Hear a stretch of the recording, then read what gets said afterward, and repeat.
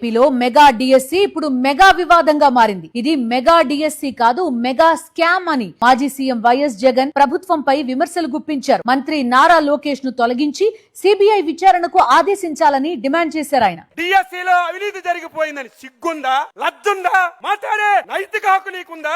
5 సంవత్సరాల అధికారంలో ఉండి ఒక్క ఉపాధ్యాయు పోస్టు కూడా నువ్వు తీయకపోతే మా యువ నాయకుడు అధికారంలోకి వస్తే మొదటి డిఎస్సి పెట్టి నేను ఉద్యోగాలు ఇస్తానని ఒక మాటిచ్చి మీరు కక్షగట్టి ఆ నోటిఫికేషన్ ముందుకెళ్లకుండా 100 కోట్లు కేసులు కోర్టులో వేస్తే కోర్టులన్నీ క్లియర్ చేసి డిఎస్సిని పారదర్శకంగా చేసి ఉద్యోగాలు ఇచ్చాం. పోనీ ఏదైనా తప్పు జరిగిందంటే ఎప్పుడు అడగాలి?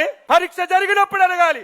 ఉద్యోగ పత్రాలు ఇప్పుడు జరగాలి. దొంగల పడిన 6 మాసాలకి కుక్కల మొరిగినట్టుగా ప్రజా సమక్షంలో వాళ్ళకి మనం ఉద్యోగ పత్రాలు ఇచ్చి వాళ్ళు పాఠశాలలో జాయిన్ అయ్యి వారు బ్రహ్మాండంగా చదువు చెప్పుకుని సంవత్సరం తర్వాత మన జాతీయ పార్టీ వర్కింగ్ ప్రెసిడెంట్ మీద ఈ రోజు కావాలని చెప్పి విమర్శలు చేస్తున్నారు. దీన్ని మనందరం కూడా తిప్పి కొట్టాలని చెప్పి తెలియజేస్తున్నాను.